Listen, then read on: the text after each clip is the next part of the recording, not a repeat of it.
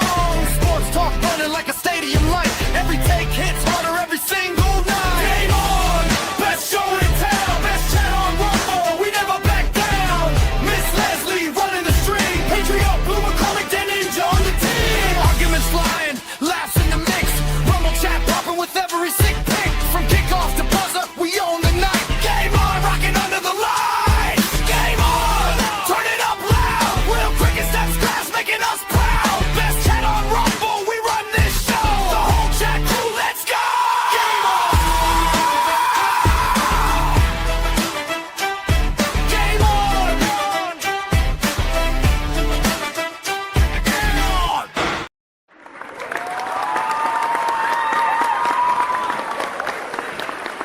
We're here. We're here. It's not just when Jamie's here. It's like when we have more than two people. The StreamYard, the intro doesn't like take the full screen. I don't know why. It doesn't make any sense. Doesn't make any sense, Greg. Technology, I need you to get on that, okay? You probably need to, where you probably got it set to where it's just two people. You need to go in there where you got like the multiple people setting, stretch that thing out a little bit. Two people is multiple people, and it works every I mean, like more than two, like 3 or 4. You have to set it up on like different. Is that even a thing? I think so. I feel like I had to change like 3 or 4 different ones to figure out how to make my little intros and stuff. I had to mess with that quite a bit. That is the dumbest thing I've ever heard of. I agree with you. I got Restream, the other platform. That's Oh, you went over to Restream? Yeah, that's what I'm using now. So just so I can stream over to YouTube and Rumble at the same time simultaneously. Isn't that Beardo's? Isn't that Beardo's saying simultaneously all together? All together, wrapped up one little bundle. No one's ever done this before. We use Rumble Studio. That's what we use. We love Rumble Studio. Good morning, everyone. Welcome back to Game On. This is the Sunday Wiseguy Roundtable, and look we actually have a roundtable today. I'm excited. I'm excited. Yeah. Doesn't Grass Guy usually jump in? He will eventually whenever he wakes up. He normally does this on stage. You're liable to see a grass in the wild, a step in the wild, you never know. Will and I are the ones that got to get up the earliest. Oh, yeah, dude. Grass Guy has to wake up. He's got to put his creamer in his coffee. He's got to sip his little latte for a good 15 minutes, and then he'll stumble on in here. Yep, sure enough. The only thing I did, I haven't even had my coffee yet, but I did put in an Alp. Yeah. Oh, man. You're one right off the rip. My coffee is going right now, and I actually heard it just beep that it's done. But cheers, buddy. Yeah, you got to have your coffee with your Alp, man. That just gives it just that little bit extra. You people are psychos, man. Getting ready to go. What flavor do you have, Will? I like the refreshing chill. That's my. Yeah, that's one of my favorites. I've been doing the spearmint lately. Yeah, the spearmint's going to. I don't understand people that can do the fruity ones. I tried it. I tried that. Just can't. Yeah, one of my sons gave me like a mango one once, and I said, it's all right, man. I got to have the mint one. I had like there was like some like strawberry lemonade or one of the lemonades, and I was like, Yeah, I had the blue one. It's like a dark blue one. It's called Chill Mint. Not refreshing chill. It's just called Chill Mint, and that one's actually pretty good. Okay. Which one do you like, Jamie? What's this exactly? Fair enough. It's like little nicotine pouches, man. Nicotine pouches. Oh, you're doing the Simpsons like I do. My apologies. I'm not a connoisseur in the old nicotine patches. I was gonna say, man, us Americans, we gotta have our nicotine, Jamie.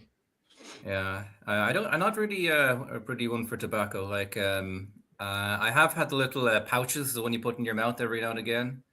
Like Skoal or Copenhagen or something like that. There was a Finnish guy I met at some random night out in Valencia a few years back. I remember he had these nicotine patches, and woof, they were really strong. Like you had them in for not long, and your head is practically spinning. And I asked him how long he's been doing this, and he said, I think since he's like 15. First I put one in his mouth for like a quarter of an hour, and after he was just getting sick everywhere. Yeah, if you aren't used to it, it's gonna suck the first few times you do it. Yeah, I think the first Then you one get I had used is to when it. they first came out years and years ago. They're called Skull Mhm. Bandits. Oh yes. Fair And then enough. you get used to it, and the next thing you know, you go from 3 milligrams, and you're like, I'll never go past 3, and then you're on 9 milligrams. Then you're addicted. Oh, jeez. Ready to You can still quit anytime you want. Just like gambling. I could throw it out right now. I'm not going to, but I could. You could my- if you wanted. That's an my option. youngest son does 15s. Jeez. Golly, he is a psycho. That Yeah, sounds I- intense, bro. I started feels at like- 3s, went up to 6s. I do not want to go to 9s. The 6s do me I'm stuck just, 6s at, do me just fine. yeah, 6s are all right, but I have a couple cans of 9s. Just do a 9 every now and then. A 9 every now and then. Y'all sound like y'all are doing drugs. It's so I know it doesn't know. but I save those 9s for like when I really know I want one. I'm like, oh, And like his Spinda says, you get hooked, man. Then you can't poop without them. you gotta have one, man. Got to. oh man. I mean that one I at least I smell coffee and I just my bowels kick in and I gotta go. I don't even have to drink. Yeah. Just smell it. And I'm You just go to the bathroom, grab a Playboy magazine and your Alp, and you're set, right? Ready to go. Yeah. Man, tell you ready to go. One of them old school Playboys too, like one from like Yeah. the 80s. I'm sure this is Come on, man. exactly You got to go back to the 70s before they Yeah. trimmed. Yeah, get some bush in there. Yeah, absolutely. I'm sure this is exactly what Rumble was like. Hey, let's put these guys up top and let's see what they're talking about sports, right? No. Usually we'll get there. Hold on, let me tell you though about Rumble Premium and why you guys should sign up for it. Tell me about it. You probably noticed Rumble's growing fast and is not slowing down. They're building a real alternative to big tech that puts creators first and actually protects free speech. And now there's Rumble Premium, an easy way to upgrade your experience. With Premium, you get ad-free viewing across the platform, no pre-rolls, no interruptions, just content you came for. Plus, Premium members unlock exclusive content like bonus videos, behind-the-scenes drops, and more from your favorite creators. Right now, Rumble's offering $10 off an annual subscription. Just go to rumble.com/premium. Use the promo code STUDIO at checkout. That's rumble.com/premium. Promo code STUDIO. No ads, more freedom, and content you actually care about. That's the deal. Go get you Rumble Premium today. Booyah. Boom. Yes, SC. Appreciate you checking in. But yeah, we're all right, man. We didn't get washed away down here. We did have some big storms, but we was all right. It wasn't too bad around my way, man. But I do appreciate you asking. We good to go. Yeah. Good morning, SC. Good morning, SC. Let's see. We got Ornery Old Fart. Papa Crick's in here. Jamie's in there. Rach is here. Good morning. Hot Fots is here. Good morning, everyone. Good morning. If you're watching right now, could you hop in and say hello? We want to hear from everyone. Hope everyone's having a good time. Look at this. Look what I found, Crick. It's fine. Team leader Michael Jordan 1991-92 card. You looked it up? Oh yeah. Now, how much are those cards worth with Jordan? This one? Wait, no. Old school one? Okay, yeah, get that one, but when he's wearing 45. Oh, it's probably worth way more. Oh, dude, yeah, those are well, I mean, I don't know. It just depends. Jordan cards are one of those things where it just depends on which one you got. Some of them worth some of them could be worth, I guess, potentially millions, depending on which one you got. I know. It's I the got same thing one with that Kobe too, with 20, yeah, 8 I know and that 24. found a random one from his childhood. It was I can't remember exactly which one it was, but it wasn't like anything crazy like an auto or anything like that, but it was a rookie card, Jordan rookie card. And it graded out in 8 and he got $5,000 for it. I was gonna say, dude, those rookie cards, they'll throw money at you. I mean, all them packs that if you've got any of those boxes, some people will keep those boxes for years and years, 20, 25 years or better, and then they'll sell them packs. And if you got those packs and something, you sell those packs for like $5,000 a piece. Mm-hmm. Oh, by the way, real quick, I should have started off with this. Shout out to my lovely wife. Happy anniversary. Big day. This year we didn't forget. Last year we forgot. Both of us did. I remember that. Because we were so busy. We had our Vegas trip coming up, but we also had Ace's birthday party to plan. Because literally the day after we got back from Vegas was going to be his party, so we had to get all that together. I remember it was July 13th, and I go, "Oh my god!" I look at her, and go, "You know what yesterday was?" She goes, "What?" I'm like, "Well, dude, God, that's when you're like, "Sweet, I'm off the hook." Yeah, and so last night my wife looked at me and she goes, "Are you doing your show in the morning?" I go, "Yeah, I'm doing my show in the morning. What are you talking about?" And she goes, "Are you doing your other show at 8:30 on Sports Wars?" I go, "Yeah." He goes, "Okay." So the odds of me getting my Shannon Sharp on tonight, you can go ahead and bet the no over on Kalshi. Okay. Bet the no on the Shannon Sharpen this evening. But shout out to Okay. my amazing wife. Happy anniversary. Love you. Even There though you you go. never watched the show. Well, You would that's all think right. after all these years she would tune in one time. No. No, she gets all the will she wants, man. I know. And she looked at she looked at me yesterday. She goes, "He gets that from you." And we're talking about Callahan. I go, "What?" He goes, he just has to talk to everyone. Has to tell everyone what's on his mind. He has to be, wants their attention and whatnot. I go, "What do you mean? I don't know what you're talking about." I was going to say I don't know what he was doing, but whatever it was, he got it from you. That's for sure. So, well, happy anniversary to you guys, man. That's good stuff. Happy anniversary. Thank Happy you. anniversary. Appreciate it. Can't believe she stuck around this long. And it's probably the kids. She's probably doing it for the kids. Do it for the kids, baby. Always do it for the kids. Germ, we've been going about 10 times as long as that main event last night, sir. Now, You got like 12 kids. You're fine. yeah, you'll be all right. Germ, what? Germ said what? Can we talk about that for just a minute? Because we don't have to. I mean, hell, we'll probably talk about it longer than it actually lasted. You want to dive right into it? We can dive right into it. I was going to, warm up a little bit. Let's get that shit over with. What a bunch of trash. Well, I mean, the fights were actually pretty good. Oh, I'm talking about one single in particular fight. I didn't watch anything else from that. I was watching soccer. Excuse me, football. The fights weren't bad. They were pretty good stuff. But dude, look at how it was a minute-long fight, and look how red his legs are. You can't really see it that well, but if you go to ESPN, you can see they just highlight it and make it all red. Just colored it in red Sharpie. I don't know what fight was quicker, that one or the Rousey Carano fight. Oh God, this one was just unfortunate. My wife was like, so for those of you who didn't know, Conor McGregor came out like a bat out of hell, like Conor does. This is what he does. But he's really strategic with everything he does. I mean, the reason why he was able to knock out Jose Aldo that one time in 13 seconds was because he set him up. He knew if he got real close, Jose would throw a certain punch and he could duck it and uppercut him. And that's what happened. I mean, he's pretty strategic with this kind of stuff. So he comes out and does this crazy wild flying kick and it doesn't land. But when he does that, he blows out his right knee. And I honestly, you see that thing pop and yeah, you did. Totally. Credit to Conor. When they did the slow motion. Yeah, and like that happens at the like less than 5 second mark. Credit to Conor for actually trying to fight on it. He did try to fight. I mean, it's high. I mean, obviously everyone's super disappointed. I don't think that's what Conor wanted to happen. No, I don't think he wanted to go out like that. I don't think there was everyone's zooming in, and I'll show you a video of it. They're zooming in on him walking up and like, getting, checking in, and they thought he might have a pre-existing injury, but I think he just like I think people are stretching there because you clearly see it pop. I mean, and I'll say this too. I don't think, even if he had not come out like wild and crazy, and tried to do that leg kick, his knee was going to pop at some point in that fight. Like that doesn't just happen because. That's what I wonder, dude. I mean, you think is that the same ACL he blew out against him before 13 years ago or whatever?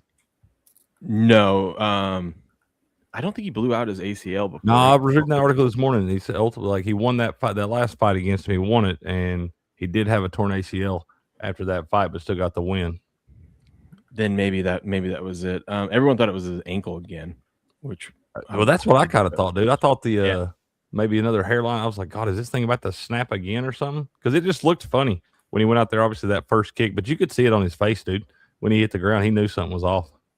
Yeah, which it's just unfortunate for everyone. Obviously, the fans super disappointed. I mean, God, like I said, everything was leading up to that fight. It was looking good. Fights were pretty decent. I'm not gonna say this was the best card ever, but it wasn't boring, right? And then, yeah, dude, that's pretty brutal right there. Can you imagine what them tickets cost to get in that damn thing? Have to see that. You're gambling every time you buy a UFC ticket, man.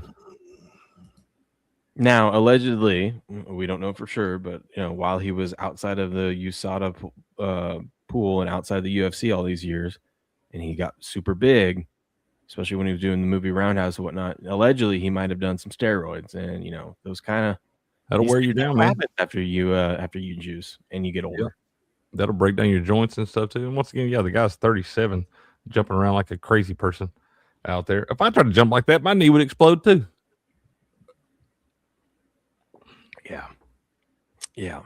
It was. I mean, I wanted to see. Like I said, I wanted to see Max Holloway beat his head in anyway, but I at least wanted to see the fight. I felt myself getting a little excited about that fight, man. Argentina pulled ahead in extra time in the soccer game. I was like, all right, it's time to turn on McGregor and Holloway, man. And I got it just in time. They were walking into the ring, and I watched more of that than I did to get to see the actual fight, man. I was so disappointed, bro. Yeah, but I'll say this though. At least this wasn't pay-per-view. Like, at least it's on Paramount Plus now. Right. Yeah, dude. It's $100 a pop. Yeah. Way more pissed. Germs says, what movie did Connor do? Connor did the Roadhouse remake with Jake Gyllenhaal. Yeah, the remake there. But I don't think this guy ever fights again. Hell, it took 5 years to get this one. Yeah, no, I don't know how he. I mean, I understand that he probably was like, dude, I don't want to go out like this. But at the same time, do you want to spend 2 years recovering and then you're going to come back when you're 39? And who are you going to fight? Yeah, that's what Holloway told him. He's like, he was already looking over at like the table and stuff. And he's like, so we're going to run it 3 times now? Max handled it pretty well too. He did handle it well, dude. He did. He could have beat the shit out of him.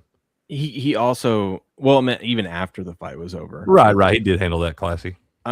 He was trying to, because when you're going up against Connor, you have to go into the gimmick and the shtick.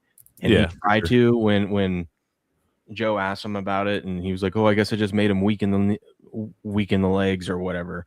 And it didn't really hit. It didn't really land. And then he's like, "Okay, I'm not gonna try to play this up anymore. Let's just." Yeah, dude. Well, I mean, like, so he tried to get him. He was like, "All right, let's give it up for Conor McGregor," and then the whole stadium's booing his ass. Yeah, that didn't go well.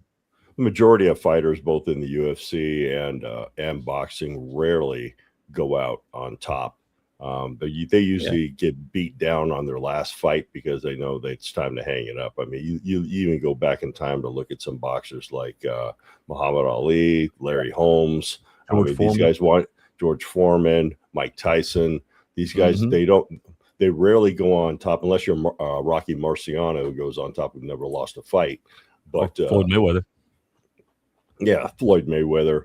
But Floyd Mayweather's a different type of fighter. He just dances and he just dances and dances and dances, avoids the punch, and then he'll get you at the end because he tires you out. Just so technical, man. Yeah, there's rarely a fighter that goes out on top. With winning, they usually wind up getting a royal beatdown in their last fight, and then they hang it up because they know they're just too old for the young guys. Those egos are too much, man. It's hard for them to hang them up until eventually they kind of force you to hang them up. Yeah, exactly. So fair enough. I hated to see it, man. I did want to see a good fight there. I did think Holloway handled it well, but I mean, I thought before this fight, I told y'all, I thought McGregor had been done, and that's an unfortunate situation. Yeah. But you hate to see it in like that. But I think he's done for good now. I don't think he comes back. Yeah, it was nice though. The undercards were very good. Mm-hmm. I heard that. My dad watched pretty much all of them. He told me they were really good. You got this song stuck in my head now after he said dance so many times. I'm just like, we can dance if you want to. We can leave your friends behind. Don't do that. Last time you brought that song up, I was singing that shit for 3 days, man. I'm not gonna do it. I'm honestly surprised that McGregor came back at all because he's been pretty heavily focused on the extracurriculars over the last 5 years or so. Yeah, it sounded like he did everything right this time. Like if he's being honest about his training, like not like he wasn't getting his chin sharp on at all with his wife. He wasn't doing anything. He was super focused for the last 12 weeks. I'll tell you what.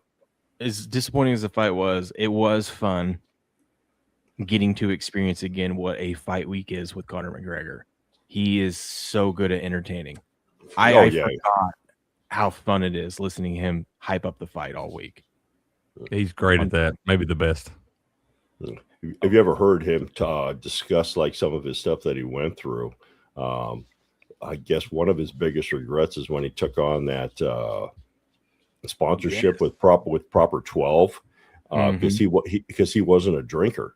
And then he wound up he had to like take the Proper 12 with him like almost everywhere when he was speaking or some kind of events, just because he was a spokesman for him and all that. And he wound up drinking the stuff and got addicted to drinking that Irish whiskey. And he says that was kind of a downfall for him because he was never a drinker. That's kind of crazy to me too. Which I don't think it was was it downfall, again? man. Where you look at this career kind of taking a turn. It was back in 2017 when he fought Mayweather. After that, man, it's been all over but the crime for this guy. He went 1-3 in the UFC, and then he also had several lawsuits he had to fight his way out of in the courtroom there. But that 2017 is kind of that mark where it started to go downhill after he fought Mayweather. What I were you remember there saying? used to be big hype about him over here because he would have come from a working class area in Dublin, would be in Crumlin. And for a while, I can remember everyone's like, "Oh, fucking hell, we have someone who's really good at MMA." But in the background, he was slowly but surely making enemies. And by the time 2017 came around, a lot of people just didn't like him at all. Now, still, he still has a hell of a lot of people who like him. But generally, public opinion has turned against him over time. And love him or hate him, you're going to tune in to watch. Yeah. That's the thing. Yeah. There was just as many people tuning in last night to watch him get his ass beat by Max that wanted to watch him win last night. 100%. Just think if you'd one of those guys that took off running to the window to bet on Conor McGregor, though. Did he have a cocaine sponsor too? Yes, he did. Did you see who one of the ring girls was for one of the fights? Yeah, it was that girl that pointed, the girl from the WNBA. Was that Sophie? Yeah. Sophie Yeah. Cunningham. That girl The is living her pointing- best life, ain't she? Call her the pointing girl. I like how she's from being known as like. I can't hear you. Your thing's cutting out. How about now? There you Yeah, go. there you go. I like how she went from being the gal known as Caitlin Clark's goon to the pointing girl. Yeah. Was she just walking around out there barefoot and stuff? Yeah, she walked around the ring, held up, Do you think? She's living her best life, man. Yeah. She got to hang out with the ring girls. Just chilling. Mm. Well, Mm-mm-mm. it's a party. Oh, damn. She really is everywhere. Everywhere, bro. Well, yeah, it's one of the most popular memes now. It's like popping up everywhere. When That you meme will last forever. Not that Well, I'm you get complaining. when you get your 15 minutes of fame on the internet, you got to run with it and take advantage of every opportunity. Look at the Haktua girl, right? She was around for a while and then crash and burn. But you got to take advantage of it. You got to make that money while you can. Yeah. So this is what people are talking about. So like right here, I'm saying like because he stumbled right there. I'm like, no, it just looked like he took his shoe off weird. I was going to say, he could have just, I don't know, man. I mean, maybe his knee was sore, but there's no doubt that like that thing popped when he was out there. Maybe it was sore or anything like that, but Yeah, it could have been. oh, look how he's being ginger on it. But then he's out there jumping up and down. Just watch. And then he'll start. Oh, I got to move it forward a little bit. That's right. Jump. So I mean, I don't know. I don't know. It's such a weird thing. I mean, he could have been hurt before the fight and not even really known that he was hurt before the fight or how bad it was, you know? Yeah. Here's the kick. So he's going for this. And he's actually in pretty decent position. My wife's like, do you think that's really going to work on a guy like Max Holloway? I go, no, but you got to try. That's pretty cool that your wife knew enough about it to say that. Oh, she loves MMA. That's awesome. Hell yeah. Yeah, she was so I told her, she's like, oh God, I need a shower, but like, and we were watching the Patty fight was about to start. I go, well, watch this fight. There's usually a good 20 minutes in between them. And then when the Patty fight ended real quick, I was like, oh, it's definitely gonna be like 20, 30 minutes because they usually, have to wait a certain time to have these guys walk out. Maybe that was the old pay-per-view and stuff. Nope, not this time. They walked out real freaking quick. So I ran upstairs. I'm like, hey, you better get out here. Yeah, hurry. God, good thing you went and got her, dude. She would have missed it. I know. Well, she was pissed because she wanted to watch the walkouts, but she missed that. Likes the music and watching the, Yeah, it's always fun to watch the walkout. That's how I decide who's going to win the fight, man. I always bet on the wrong guy. Yeah. So then there he goes to go land. So he's landing this kick, right? And his right knee just, right there. It does kind of pop right there. Pop. You're not going to be able to see it from this angle on this one, but they have another angle where you can clearly see it. It looks like when you're watching a football game, you see that running back catch the little pass out of the backfield, and he's outside. He goes to make that juke, and he gets that non-contact injury. Boom. And it just kind of shifts just a little bit, but everything inside that dude just exploded. Yeah. And look at him, his face. He knows. He's like, that's what I'm saying. That's where I could tell. When I seen his face, I was like, something's off. Well, when he fell the second time, I was like, this is weird. And then the third time he fell, and they're like, Dan, he's slipping. I go, no one else has been slipping all night. What is going on? Right. It ain't like they're out there fighting on the slip and slide. Which, once again, credit to him for trying to get, he did try to go. He tried to, I'll give credit where credit's due. He did try to go. Because he could have, right here, just called it off. And then that would have been like, what the hell? But no, he actually tried to give it a go. And you knew, too, when he couldn't stand up, he fell down a couple different times. And Holloway, even, you could see in his face, he's like, what are we doing here? This guy can't fight me. Yep. Yeah, he kept flagging the refs, too. And then the refs let it go for a little bit. And then after that, I think it was like the second or third time the ref says, no, he can't go. That would be a really tough spot for that referee to have to call that fight like that at the beginning with all the hype and everything surrounding stuff, too. Like, you really got to be sure to call that fight right there. And I think he did right by calling it. But I don't necessarily blame the referee for letting it go for a minute because nobody wanted to see that thing in like that. No, not at all. If the ref would have called it earlier, I think the crowd would have really went berserk. I don't think the ref knew. I don't think the ref knew what was going on because none of us really did. We were kind of looking like, why does he keep falling? Everybody was confused. The announcers, everybody. Because it wasn't clear until they slowed it down and showed, this is where he blew out his knee. Oh, yeah. Okay. Yeah. You're right. Everybody was confused, man. Yeah. Disappointing. But, I say that the co-main was disappointing as well because we were expecting a war in this fight, and it was over in less than a minute because Patty just he timed it up perfectly. He knew that Dennis was going to shoot in, and I'm going to call him Dennis because he lost. And, win a fight, and I'll get your name right. But Dennis shot in, and he caught him in the perfect chokehold, and it was beautiful. He took his time with it. The thing was deep. When he tried to barrel roll out of it, he rolled with it, wrapped his legs around him. Oh my God, it was a work of art. I'm like, he's not going to let go of this one. Like, he was in way too deep. I go, as long as he does this right, it's going to be over. And dude was out. He looked at the ref and goes, he's out. And the ref grabs his arm and goes, oh shit, get off him. Yeah, get off of him. Let him go. So, hey, bro, he's snoozing here.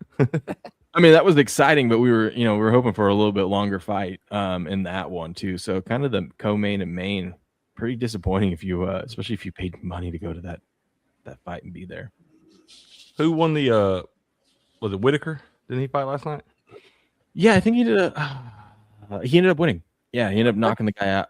Oh yeah, dude, he landed this punch flush across the guy's face. I think broke his jaw, and the guy stepped back, tried to come forward and go down. Jeez, that was Robert Whitaker's debut at light heavyweight. I didn't realize he was lean back. That was his debut at light heavyweight. It ain't working right. Something's funky.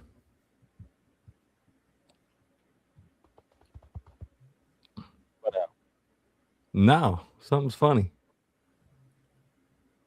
I'm not tripping, right, y'all? He sounds funny. Yeah, kind of muffled. How about now? There we go. There you go. There we go. I don't know. Let me check my settings. No, everything's up and running the right way. Yeah, you're good now. Something streamer. And so that was his debut at light heavyweight. and I didn't realize he was going up to light heavyweight. But man, you want to talk about if you want to see what happens when you've had like a 10+ year career in the UFC and you've had over 30 fights, especially if you've been a champion. That's what Robert Whitaker looked like last night. Is exactly. It's like he looked old. I mean, he won. He was still looking good, but granted, he is a little bit thicker too. But he just didn't. He didn't look as smooth and crisp. You know. Yeah, a lot of miles, a lot of shots to the head, all that stuff, man. That's a hard existence, dude. To fight for a living for 15, 20 damn years. That's rough. It ain't just about the fights that you go fight, man. It's about the everyday training and all the stuff that goes into all that too. Plus all the unofficial fights you've had, you know, like yeah, exactly. All those too that don't even count. Yeah. You still had to get out there and throw blows. Yeah, here they are here. But like, I don't know, just watch this. He still looks fine, but you could tell he's a little bit bigger. He's not as smooth, not as not like the old Robert Whitaker. But maybe it's also just because he went up to light heavyweight. Yeah. What does he normally fight at? 185. Oh, yeah. So how about what is that? What is 200 light heavyweight? 205. 205. Oh shit. Yeah. That's 20 pounds, man. 20 pounds. That's a lot when you're fighting. What up to the Max? How you doing, man? Good morning. Good to see you, bro. Yeah. Well, Gable Stevenson handled business. That was, as Rogan said, the most anticipated UFC debut. Let's see. Whitaker's sporting his dad bod. Or like they say in Idaho, Will bod. That's right. The Will bod, baby. That's right. Cody Garbrandt got knocked out. That was the safest bet on the board. One of those guys was going to get knocked out. Just how it goes. Let's see. Oh my gosh. Bobby King Green was getting his ass kicked. And then knocked old homeboy out there. Found a miracle, huh? In the final, dude, he just landed a couple body shots, dropped the dude, and the dude was trying to cover up for the last 10 seconds, and he was just wailing on him. And the ref literally stepped in at the last second and said, "Nope, this is done. This is done." Everyone's like, "What? He only had 1 second left." He's like, "No, the dude can't. He's not even defending himself." Yeah. Oh, yeah, one second's an eternity and your head pummeled. Bobby King Green. B-Mac went 9-1-3 in the fights last night. I had a baby B-Mac. B-Mac, I got to show you something, dude. Here in a minute, remind me after we wrap this up. I got to show B-Mac something. Don't go nowhere, B-Mac. Well, we can pretty much wrap it up. That's the UFC 329. Highly disappointing. The most disappointing, some would say. Some would say. Okay, go ahead. Show B-Mac what you want to show. B-Mac. So Pissant came over the other day. He wanted to come over and see the boys on Friday, hang out. He picked up some cards to rip some packs with. When he came over here, man, he got this one box that had it was the Series 2 for the MLB, and it had a big card in it, B-Mac. And we were opening packs, and we unveiled the big card, and we immediately decided that this had to come to you since your favorite player was on the giant card, B-Mac. We got that coming your way, dude. Little polar bear, Pete Alonso for B-Mac on the big card, B-Mac. This is bigger than a 5x7 picture, man. You'll be able to hang this one. You'll probably be able to tape this right on front of the big brown truck, B-Mac, for your favorite player, Pete Alonso, the polar bear. For those of y'all who don't know, B-Mac hates that guy. That's B-Mac's Jack Eichel. For any of y'all that do not know out there. So we got that coming your way, B-Mac. Yeah, baby. Do you see it, Will? Look at this. Look at how big that freaking thing is, dude. Jesus, dude.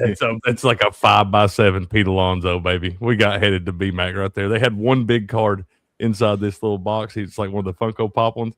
And Pence bought it. We opened it, and I said, "Oh, my God, bro. I know who this have to go to."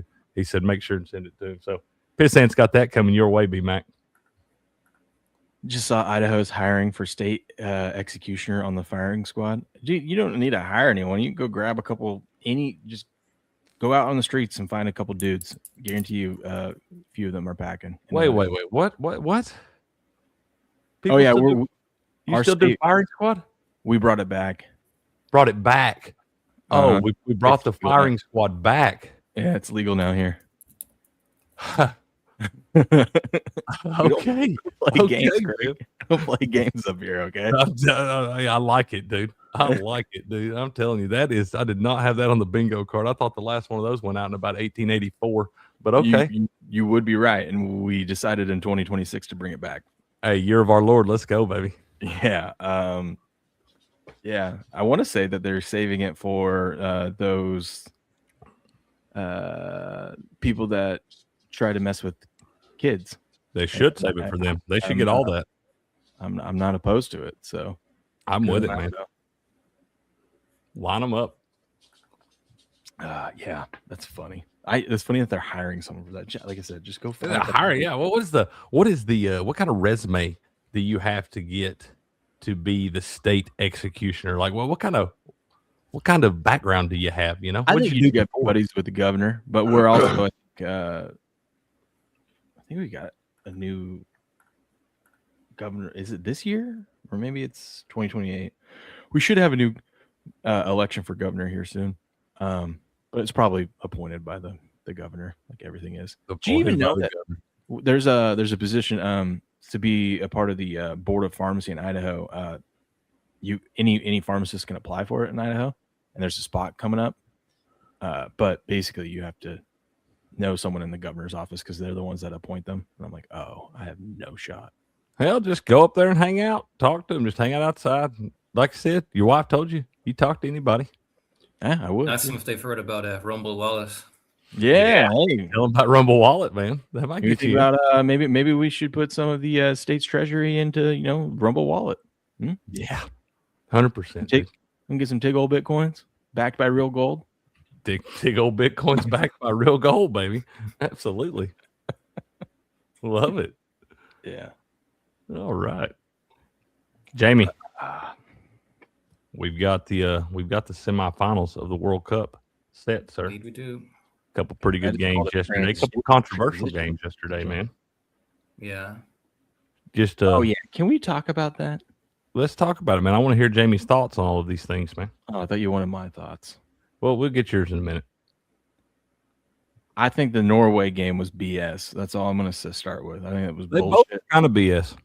I didn't see the Argentina game. I saw the Norway game. And listen, I understand it's a foul, but the way that they play that guy all game and are aggressive with him, and then he gets a little aggressive with one other guy, and the guy I'm not going to say it was a shove, but like the guy definitely flopped a little bit too. I thought it's just bullshit. And I think the reason why people like me, your average American that tries to watch soccer and then sees those kind of things happen, I think the reason what makes it worse is because they don't call it at the time. They go back and watch the replay after they let everything play out and then say, oh, we're going to take the goal away. I think that's stupid. I don't think I like this VAR shit. I'm all about getting the call right and stuff, but I feel like this VAR shit screws the game up more than it helps it. Oh, yeah, I can't stand it. As far as I'm concerned, it's called the entire game into disrepute. For a long time, like when I was growing up, occasionally you're going to have bullshit decisions, like an offside missed or a handball missed. Hell, I remember 2009, Ireland were going for the World Cup, and we had a playoff against France. And Thierry Henry would have been one of the top players at the time. Like, no joke, ball comes in, he handballs it twice to keep it in play. And he kicks it across the goal, and then France score to lead again on aggregate. And for good measure, he was also offside in the build-up. Like I can remember back then, like we were really pissed off about it. The whole thing turned into a massive farce where I think the president of the FAI at the time even suggested making a 33rd team berth of the World Cup, especially for Ireland. Obviously, that idea got laughed out by everybody. Right. But there was a massive tailwind forming in favor of not having bullshit decisions go against you. And indeed, 2010 World Cup rolls around. England were shocking, and they were losing to Germany. But they actually managed to get a goal. And I remember Frank Lampard, he hit a shot. It went in off the underside of the crossbar. It went over the line. It was very clearly over I remember the line. that one, dude. Yeah, but it wasn't given. And that was a catalyst to start having extra officials in the goal lines. Dude, I remember that one because it bounced right behind. You could see clearly there was like grass in between the goal line and the ball, like probably 3 or 4 inches. It clearly went in. It was very clear. And back at that time, there was a lot of support for having extra refereeing procedures. Well, eventually, goal line technology and assistance was replaced by video assisted review.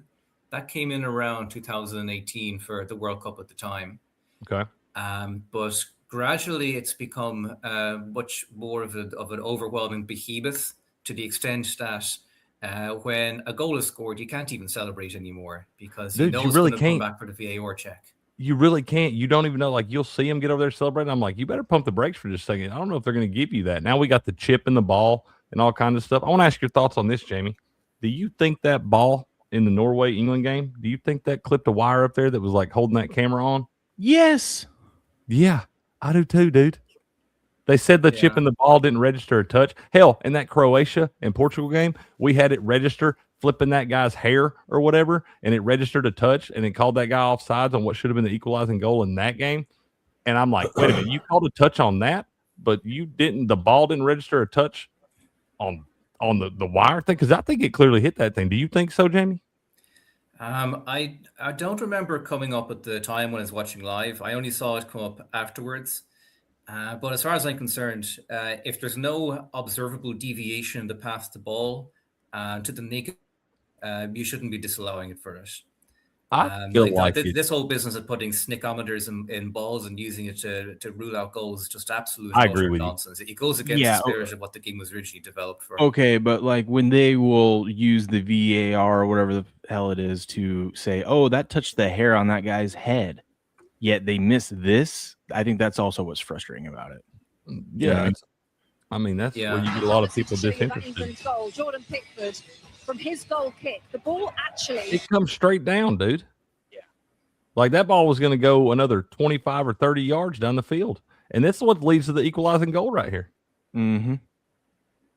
And so I'm like, and that's supposed to be like a drop ball. Use VAR to do that. I mean, everyone at home can see it on themselves, but VAR is like, nope, didn't see it. I don't know what you're talking about. Like, I wonder and stuff like that. And they've already been talking in this World Cup, and Argentina got a little favorable call later in that. It does feel like they've kind of been a little more beneficiary to the bigger, more legendary squads in this thing. Would you agree, Jamie? It's lack of transparency. That's the real killer here. It's like when you have a referee go over and take a look at it and make a call based upon what he can see with his own two eyes. It's whatever you can see with your own two eyes as well. But it's a whole it's a layer of abstraction where decisions are being outsourced to officials who aren't even on the field, based upon metrics that aren't really visible to naked eye. That's when fans begin to lose confidence in the way the game is officiated. Also, this guy fucked up so hard. They had a chance right here to score, and he does not pass it.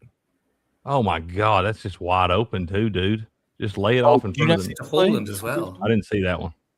Yeah, it's Holland or whatever his name is. It's him, and it's a 2-on-1, and all he has to do is kick it over to him. He does it. Instead, he stutters. He gets nervous. Then everyone catches up, and then he takes it to the middle and tries to take a terrible shot from the middle, where all he had to do was pass the ball, dude. Just pass the ball. And it's Holland as well. Like the guy could have kicked it up onto his arse and he would still find a way to get it to go in. No kidding, dude. I didn't realize that he had scored in like 14 consecutive competitive matches. The last match he didn't score in was the last match they actually lost. Yeah. So that guy don't score, Norway loses. Mark it in. This was the happy birthday, brother. Happy birthday, Dogspot. Happy birthday. Working on his birthday, man. Out there slaving away, man. Grooming them puppies. I hope you have a great day, sir. Happy birthday, brother. I'll see if I can find it, but they took down the video that I retweeted of it that shows how open he was. Of course, the little shove right there. And also, I think he trips over his own teammate too a little bit. And Elliot Anderson is clever though, and as he gets Well, Tripp is being charitable there. I think he just decided to go down. Holland he's a very big guy, so I could imagine even like a very 6'5", small shove from 210. him is going to feel really big, but also like Dude, they these are beat professional this players. guy to death. That guy, they show video of this stuff, the way they play this guy, and they're literally out there doing like angle tackles against this guy, beating him to death, and he's got excellent control and discipline, because I'd be throwing fisticals with some of these dudes the way they touch him on the pitch out there. But they beat him all over the place, dude, and he does something like that, and that guy definitely flopped right there. He didn't push him that damn hard. Dude, I didn't realize it was an extraordinarily soft foul to rule the goal out for. I agree. I don't want to get the show derailed, so I'm just gonna say this real quick. But I saw someone's name in the chat, and I'm like, that's weird. But apparently, Senator Lindsey Graham passed away last night suddenly. I don't know. Yep. Yeah, he did. I got that information this morning. Yeah, 71 from short illness. Yeah, they're saying maybe a heart attack or something. But I saw someone's name. Did they mean Mitch McConnell? Because Yeah, but it's Lindsey Graham. Who are either one of these people? Senators of the United States. Yeah, Okay. He's a Republican senator of South Carolina. Yeah, and I don't mean to speak ill of him, but not a lot of people like either of those guys. And he was. I think he was. He was a flip flopper. He was a flip flopper. Yeah, Lindsey Graham. Well, I hate to hear the rough news. I don't know So much now about they got So now they got to try to rush in another senator. well, he was already going up in a primary against another guy, so they have good news is the election's this year for them. But look at who Vince Vaughn's hanging out with. Yeah, I saw that last night. Yeah, dude. Drew Brees was there. He was announcing one of the prelim fights. That's cool. Vince Vaughn was sitting next to the curator and director Taylor Sheridan. Oh, dude, I love that stuff. That guy's got show after show. It's a banger. So, well, man, if you want to live your best life and you're like an older celebrity, man, you just go hang out at a UFC fight. Check Who's that guy? Look at that guy, baby. Let's go. All he do is win, win, win, baby. Oh, okay. Yeah. So what happened in the Argentina game? Well, Jamie, go ahead, lay it out for me. So Argentina started off a bit shakily. Switzerland were the ones who were attacking it more, but then they conceded a goal from a corner kick. And Argentina isn't really the tallest team in the world. And then from that point onwards, Switzerland gradually got a little bit of an edge in the game. They got an equalizer in the second half. But then I'm not sure if something like this has ever happened before. One of their players, Mbolo, got a second yellow card for a dive. Now, that part's not unprecedented. But what is unprecedented is that VAR went to check for a yellow card for mistaken identity. Because I believe it was that's garbage. Alvarez had got. It mightn't have been Alvarez, but it was someone got a yellow card for Argentina, and it was brought back for mistaken identity, which is a legitimate thing to bring a yellow card under review for. You can't be giving yellow cards to the wrong person. But what the review brought to the referee's attention was that Mbolo had actually dived, and it was an absolutely comical dive. Like it was, he may as well have been dancing out there, not playing football. So he was already on the yellow. He got a second yellow card, and then Switzerland are down to 10 men. Huge momentum swing towards Argentina. Argentina, it went to extra time because they still couldn't score against 10 men. But eventually, Alvarez scored a screamer, and then Argentina got another breakaway goal at the very end of extra time, and thus favorites win again. I think that red card was bullshit. I understand that it's in the way they write the rule and all this different shit and stuff. But I think in a game like that, of that magnitude, in a game that's level at that point, no way you send that guy off for something cheeky like that. There's got to be something rewritten in that to where we can keep that from happening again. I know the dive itself, it was comically bad. I'm all in favor of giving players yellow cards for diving because it is an attempt to con the referee into giving your team an unfair advantage.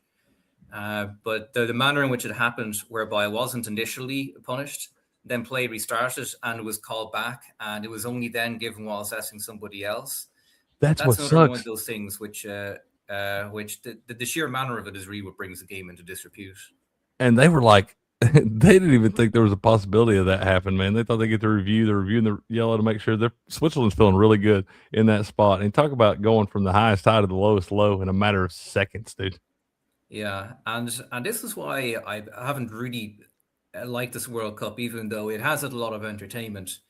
It's nothing compared to previous World Cups, and the big reason why is I'm seeing an unprecedented amount of lopsidedness in favor of favorites.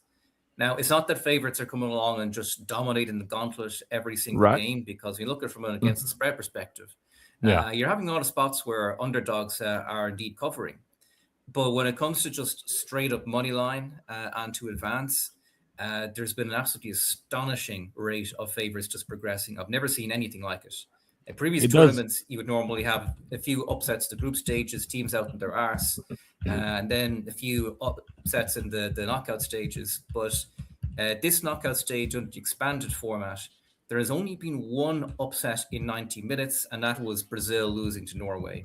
Every other game, it went to extra time, and there have been 3 favorites who went out in penalties. Those would have been Holland, Germany, and Colombia. But even out of those, Holland were only narrow favorites. And the USA were technically favorites for a hot minute before the game against Belgium, but they shouldn't have been ever before Balogun's reinstatement. Yeah, and that, like, I feel like every big moment, every big call, you know, that's been kind of controversial, I feel like every one of those is gone in favor of one of the bigger teams. Well, yeah, that doesn't help confidence either. That the top 4 ranked teams made it to the semis. So you're probably right, Craig. Yeah, I guess so. That's the proof's in the pudding right there, huh? Yeah, it does circle around something which, from a betting perspective, you absolutely do have to pay attention to, and that is, you have to look at it and try and figure out if favorites winning at such a ridiculous rate is just freakish variance, or if there is structurally something deeper going on that is tilting the playing field towards them. I think this is mainly explainable through freakish variance, because, like, come on, like Switzerland having a man sent off for one of the most comically awful dives of all time, like, that's kind of a freak event in itself. Goalkeeper spilling balls, like even Spain against Belgium, that was heading towards extra time until Courtois went off with an injury. That's very unusual. Yeah, that was and then brutal. his replacement, who hadn't let in a single clanger for Manchester United all season, then spills the ball for the winning goal. What a poor effort it that genuinely has been pretty freakish. And, like, when all's said and done, like you guys have put on a hell of a job of hosting the World Cup. And I think you do get unfairly criticized for stuff that's not really inside your remit. Like, I don't like the water breaks being done for every game. It's not really in the spirit of the game. Is that not something we've always done? No, we've never done that. It's an American. We didn't do that in the middle of the desert last time? No.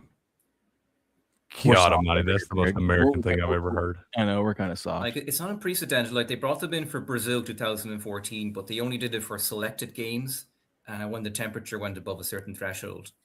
And this is the first time that it's brought in for every game, regardless of whether it's piss and rain or not. I was going to say, I don't feel like it couldn't have been any more hot over here than it was in the middle of Qatar the last time. Punches landed in Vegas this weekend. Bam Adebayo 1, Conor McGregor 0. Oh, Bam must have got in trouble. Yeah, he punched Tyler Hero. You didn't see that story? No. Yeah, he punched him. They got arrested or whatever, or, kicked out of a club. Yeah, he punched him. But are they buddies? They're former teammates, and then I know that, but that's what I'm saying. Just because you're former teammates don't mean you're buddies. Oh, no, they clearly had some beef with each other or something. Right, that's what I'm saying. Yeah, clearly something going on there. He traded him away. He's like, they won't mess with me now. I'm punching your dome. Yeah, you dumb fuck. That's crazy. All right. Well, before we get to the semifinals, I got to tell you guys about something new and exciting. And that's new and exciting? Yeah, Rumble Wallet. Well, tell me. We hear a lot about crypto, but here's the part most people miss. Crypto was created so you could actually own and control your own money. After the 2008 financial crisis, Bitcoin was designed as an alternative to banks. So instead of a bank holding your money, delaying transfers, or limiting access, you're in control. And if you've ever had to wait for a transfer to clear, you felt that problem. Now fast forward to today. Everyone's heard of crypto, but getting started still feels complicated. That's exactly why I use Rumble Wallet. Takes all the complexity and makes it simple. Choose what you want: Bitcoin, dollar-backed stablecoin, or even digital gold backed by real gold. No complicated setup. It connects with your MoonPay, so you can use your credit card, debit card, or bank and be up and running in minutes. Once you're set up, you can even support your favorite Rumble creators like us here at Game On directly. So do this now. Scan the QR code or click the link in the description and download Rumble Wallet. From there, you can set up your wallet, tap buy, and you're in the game. In just a few minutes, you can go from hearing about crypto to actually owning some. Go download your Rumble Wallet today. Booyah. Booyah. There you are. All right. Now. All right. So what? We don't have. Oh my gosh! Why do these guys need so much time off? Okay, wait till Tuesday. What is this? Tuesday, buddy. Just a casual lie on in bed in the morning. Does this shit end next week? Next Sunday. Oh my god! We gotta wait all the way till Sunday, and we only got 3 matches left. Come on. 4. You got 4. It's the third, You get fourth the place third place playoff game. on Saturday. And no one cares about 3rd and 4th. Yeah, I true don't, that. I don't disagree. Yeah. But there will be a good soccer match, whoever it is. You're gonna have 2 big dogs playing on Saturday too. Yeah, third, fourth playoff, because it's not really competitive. It doesn't really get very tactical. So that one rarely goes to extra time. And I don't think it's ever gone to penalties. Oh, so you're saying it's due. It is Well, due. it would be refreshing if it goes to penalties, because one of the bets I had pre-tournament was over on the number of games to go to extra time and penalties. I need one more shootout, or I need one more game to go to extra time for the extra time bet to hit. But I could still do another couple of penalty shootouts. I kind of have them laddered up. But it has been a little bit freakish in the knockout stages as well, because we've had about 6 games decided by injury time goals, which is actually a lot. You generally tend to have more like 1 in 10 games, but the strike in this tournament has been closer to 1 in 5. And we almost had, as you know, that game between Portugal and Croatia. You had your injury time goal for Portugal, and it seemed like Croatia had equalized at the very death, only for it to be ruled out by Snick Amader, and that was that whole kind of scandal. Yeah, from a probability perspective, we could easily have had an extra 2 or 3 games go to extra time and penalties if it weren't for that. So yeah, I'm going to be watching the third, fourth place playoff, probably for that alone. I think you're going to wind up getting. I think both these games could go to extra time, man. Yes, yeah, that's my instinct at the moment. France and Spain are clearly the 2 best teams left in the tournament, and both of them are opponents that they haven't really faced so far in the tournament. France's dominance has come from them being able to dominate the ball midfield, gradually stretch your opponents, look for openings on the wings, cut back in from Mbappe, and just leverage that. They've got a bunch of players who have like Ballon d'Or level talent in the team. So to an extent, they don't need to be an intricate tactical unit. To a large extent, Deschamps just trusts them to go out onto the pitch, do their stuff, and get the result. Spain is the first time they'll be coming up against an opponent who could credibly challenge their dominance of the ball in midfield.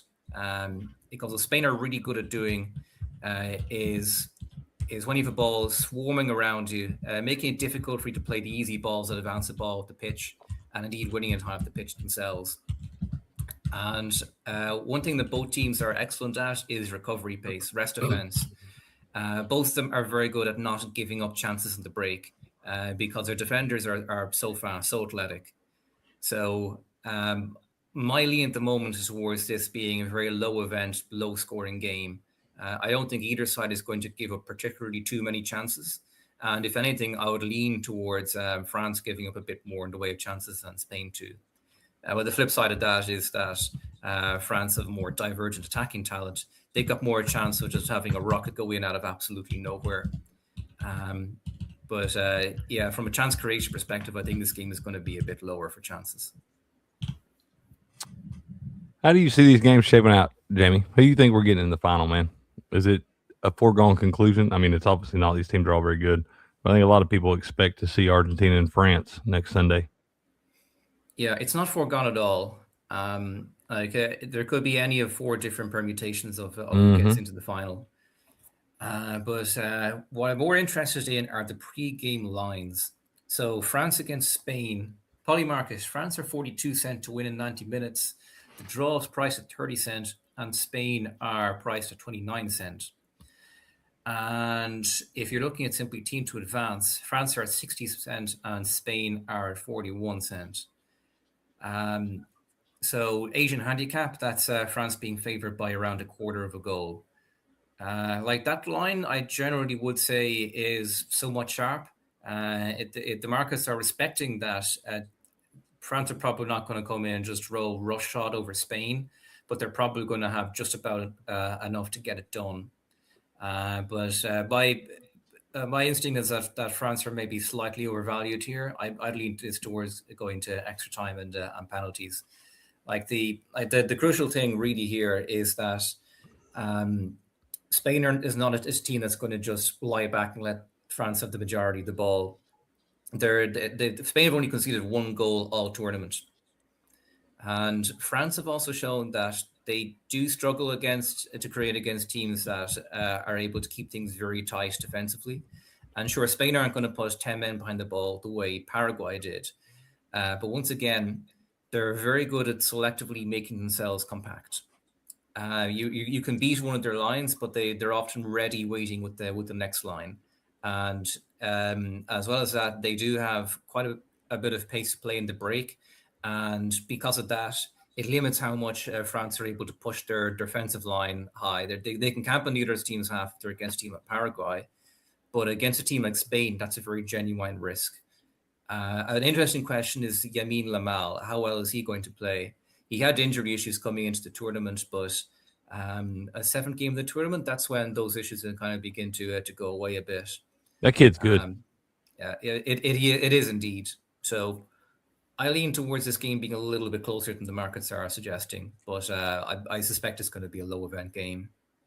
I think in both these damn games, you bet the tie for your unit, 2 units, or whatever, and I think you put little sprinkles on both teams to win in PKs because you get pretty good odds. You're usually getting plus 950 or better on a team to win in PKs in both of these. It may not be quite that high in this. It may be more around the plus 850 mark or something like that. But I think there's value on both of them. I think one of these games is going to PKs. I'm just going to wait for someone to score and then bet the other team to come back and win. That's not a bad bet either. Or wait till they score and then bet the tie then. Yeah. Or even one team goes ahead, just bet the no on them. Yeah, there is a certain logic to that. I would see that logic certainly with Argentina, because Argentina have a funny way of whereby when they go a goal ahead, they start trying to slow the pace of the game down, not really aggressively pushing for. I hate that, dude. So they did that against Cape Verde, and Cape Verde, they came back, got a goal. Switzerland, their goal was kind of against run of play anyway, but Switzerland still got back into it. Yeah. So yeah, if England or if Argentina go 1-0 up, then yeah, you could take the no out in Argentina. That's not a bad idea at all. But that second semi-final, both teams have big structural issues. Like there's obviously a fair bit of hype over England because Thomas Tuchel has got them to a semi-final while playing a more adventurous brand of football than they did under Gareth Southgate. But they did not convince against Norway at all. Norway were the better team over the course of 90 minutes. And in extra time, it was like keeper spilled it, and Bellingham was the first to respond, and Norway just didn't really have enough left in the tank from there. Pre-game lines here: England priced at 38 cents. The draw is very aggressively priced up at 33 cents. And Argentina are priced to win at 31 cents. So, yeah, I think the betting markets are pricing a match where both teams might be able to land a blow on each other, but don't really have enough for a knockout blow. So draw 33 cents, but penalties, that market's still kind of settling. But I know Bet Online, I believe, has the match going to penalties of plus 400. So that's implied 20 cents. So if you're able to get the price for it to go to penalties in the teens, that could end up being a good bet, because another thing people underestimate is that once you get into these really deep rounds in the tournament and you get into extra time, you can become very conservative when it comes to how you manage the game from there on in. So yeah, see a bit of value in penalties. I'm probably going to do a little bit of a deep dive and see if I can find any value on totals, both teams to score and corners, because the corner markets have been a little bit soft. Check this out. Shout out to Redheaded League. Says the thumbnail was just for views. It worked. Nice. Winner. that was the goal. That was the goal, my friends. Most professional, on-time, non-clickbait show on the internet. Yeah, you already know. Ghost, have you watched any of the World Cup and betting on it at all, or are you just focused on baseball? Nope, just focus on baseball. I actually only watched 2 games. You accidentally watched 2 games? Yeah, I actually watched when the USA played, of course, and I watched when Mexico played. Those are really the only 2 matches I was watching. But now both teams have obviously been eliminated back-to-back nights. I'm not tuning in. So right now I'm just more focused on Major League Baseball, Canadian Football League, and I've been jumping back into some WNBA action again. So that's kind of like where my focus is right now as I concentrate on the upcoming football season. And obviously we're going to be doing a Saturday morning college football show. Myself and Grass Guy, and I know Cricket, you said you were going to jump in as well. I talked to Grass yesterday. I said I wanted to get with y'all before. It'll be obviously when I get the boys back, but I do want to sit down and talk with y'all about that. I think we can have a pretty good show there, man. Yeah, just determining on the time it starts, because I know the first games in college football generally start around noon Eastern. So we're trying to determine a time that we're going to start the show. I have a feeling it's going to be around probably 10:30 Eastern, maybe 10 Eastern. 10 or 10:30, I think is the best time. It gives you time to watch the lines move early in the mornings.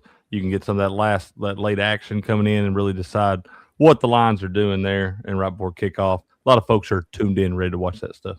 Yeah, we're actually going to probably do a deeper dive into the schools that are not ranked. Okay. That's where you'll find the gyms.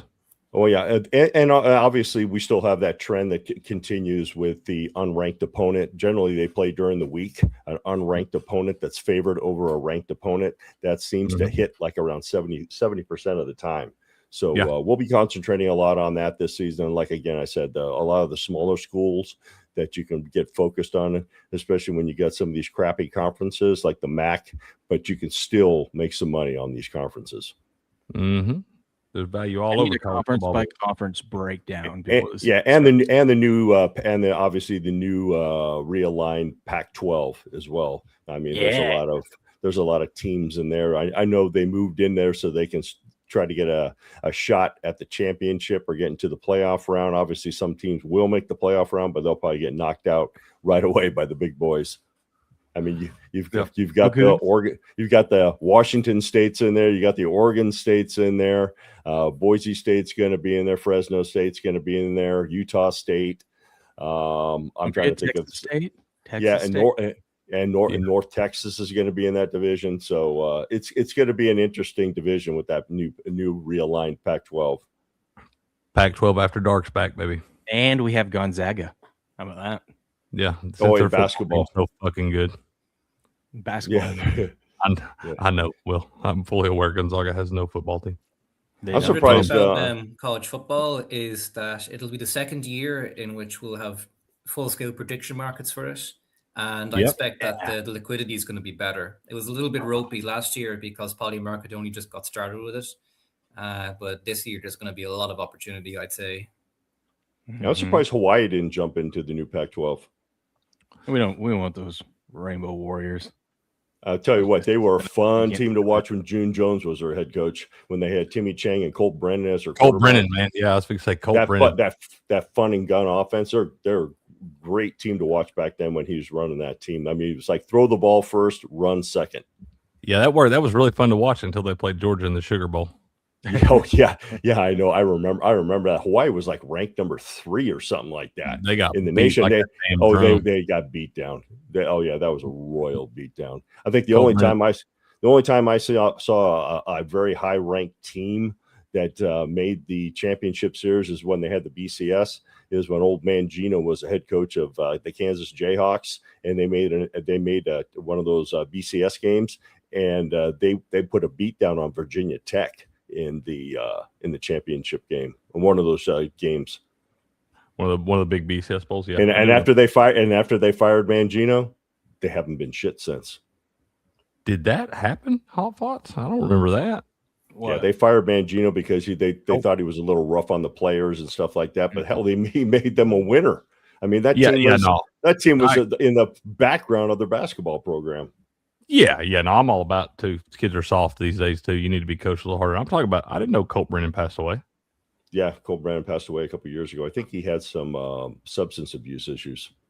Oh, okay. I hate to hear that. I didn't remember that happening. And the quarterback that played before him over there in Hawaii, Timmy Chang, he was drafted by the Philadelphia Eagles. Yeah, and he was a backup to Donovan McNabb for a little while until he just couldn't cut the mustard in the league. Okay, why does everyone try to copy us Americans? What? Why does everyone try to copy us Americans? What do they do now? They're trying to steal our March Madness idea. Just saw this. FIFA is considering expanding the World Cup by a further 16 nations to a 64-team tournament. Well, hell, we already played this damn thing for a month and a half. We'd have to start that thing in March. Yeah, everybody, you got to get brackets and all this. Well, there is they do kind of have small brackets for it. I mean, really, you should do that. You should just expand it to 64, and then only 2 teams make it out of the group stage, and now you're in the round of 32, and just move on. Like, there is a case for that, and it's not just because it means Ireland might actually qualify for it. Well, I mean, the third place, all the best third place teams going through, it reduces the jeopardy in the group stages. So, like, you can have teams go out when it's best third place teams go through. We have had that in previous tournaments back in the 80s and the 90s, back when it was 24 teams. But I think it was the crucial combination of most of the best third place teams going in and a freakish rate of favorites progressing, which is ultimately made for one of the less dramatic tournaments when you take a look over the longer scale of things. Like, I think it'll be remembered as a tournament that was entertaining in parts, but I don't think it's going to stay in the popular memory because it's lacking some real stories of twists and turns the way previous tournaments had. I like it. I would like it better if only 2 teams made out of the group stage. You do see some of these teams when they know both of them can make it, they just get out there and they just literally kick the ball around. Ain't nobody trying to score. Everybody's trying to clog up the box and stuff. If you knew one of those damn teams had to be eliminated, it'd make for a much better product. Yeah, I'm trying to remember. There was back in the 80s, the disgrace of Gijón, I believe it was. The disgrace of who? The disgrace of Gijón. It was a 1982 World Cup group stage match between West Germany and Austria. I read about that one a couple weeks ago, man. A 1-0 win for West Germany guaranteed both European nations advanced to the next round while eliminating Algeria. And following an early goal, both teams essentially stopped trying to play competitively. That's probably why I read about it. I think this was Algeria's first tournament they made since then. Yes, and funnily enough, they played Austria this time, and it was one of those games where whoever finished second would have to go and face Spain, whereas whoever finished third would go on to face Switzerland. Now, Switzerland wasn't really going to be an easy matchup either. But it was a bit of an insane game in the sense that no team really wanted to win it. Yeah, it was. They said it was disgusting. I didn't realize how good the Schweiz were at soccer, man. They're a pretty good soccer nation. Like they're a team that you can set your watch to how reliably they'll qualify and then get through to the knockout stages. But they tend to be very boring to watch. It's kind of a disgusting style of play, ain't it, dude? It's their way of playing is just so conservative and predictable. It's not even entertaining in the way that old style Italian catenaccio is, because that one you at least have. There's a very subtle way the game develops tactically, but Switzerland, for as long as I can remember, they're just very boringly safe. They did very well this time. Like I suppose getting a red card is a very abnormal level of excitement for them, and they could have knocked out Argentina. So I'll at least credit them for putting the upset on the table. But generally, group stages, they're a very predictable team to watch. You just know they're going to come out to an easy win, and the group They're gonna muck it up, and then come up short some stage during the knockout stages. Yeah, fair enough. They can get to. They're gonna play in some big games, but they ain't really winning any of them. Yeah, but yeah, who knows? It was remarked that their manager looks like a coke dealer from the '80s. So who knows? Maybe he'll give him a little bit of energy. There you go, a little boost, a little cocaine. Okay. Yeah, now we're talking. Now we're talking. Actually, the last 16 matchup between Switzerland and Colombia was called. It was called Charlie versus the Chocolate Factory. That's funny. It's been long on this, but the Seahawks sold yesterday for $9.6 billion. Did you see how much Paul Allen bought him for, and then how much he sold him for? What, like 100? Let me guess, 150. Yeah, something around there. Million, and he sold them for $9.6 billion. The second largest price for a sale for a sports team, American sports team. The only other one was the Lakers, which was $10 billion. Yeah, I tell you what, they're smart for selling that thing after a championship like that. Oh yeah, especially. I think there were rumors swirling before then that they were going to sell the team. And they were interested in it. They had to wait a certain amount of time because of like an agreement that they made with the state of Washington. Like they had to wait X amount of years, and if they sold, because they got taxpayer funded to build their stadium, and if they sold it anywhere before that time was up, they would have to pay like an 8% of the sale had to go to the state. So smart on their part. They waited for that time to expire. Yeah, they did, and it worked out just fine. And just happened to win a Super Bowl when it happened too. But I just thought it was strange. The gal that bought it, or the group, has like a minority share in the 49ers as well. Which I saw that this morning. Weird divisional opponents too. And you don't have to travel far, Right? You root for both teams. Absolutely. Just get you one of them jerseys that's cut in half. Yeah. House divided. Yeah. Ownership divided. Yeah. Just put that on front of the private jet. Kind of like AJ Hawk's wife when Ohio State was playing Notre Dame. She had half a Notre Dame jersey on because her brother's Brady Quinn. And then you got AJ Hawk for Ohio State. She had the split jersey on. I remember when back in 2001, Casey Clausen played at Tennessee, and Rick Clausen, who later came to Tennessee, he was at LSU at the time, and we were at that game. We were walking in, and it had to be his parents because they were the only two people in that stadium that had like half Tennessee, half LSU jersey, and it said Clausen on the back. I think that's the first time I remember seeing one of those. So, boys, I'm about to have to make a hard out on this thing. I got to do a card break this morning. I'm gonna leave it to y'all. Let y'all. What you? I got to run to the store, man, and I got to make breakfast. I see Grass Guy's in the chat now. Grass Guy, climb on in here with him, man. Come in here and hang out with him. Substitution. Yep. Yeah, there we go. Yeah, there we go, Jamie. We're substituting in the 79th minute, man. Here we go. All right, chat. Man. Y'all have a great day. We'll see y'all tomorrow morning. We're ripping cards at 10:30 a.m. over on our Whatnot channel, Heavy_Steps. Y'all have a great day. Be safe out there, boys. I'll catch you next time. Later, buddy. Catch you soon. I'm probably going to dash in about 10 minutes myself. I got this social to go to. A friend from back in the day in school is having a baby.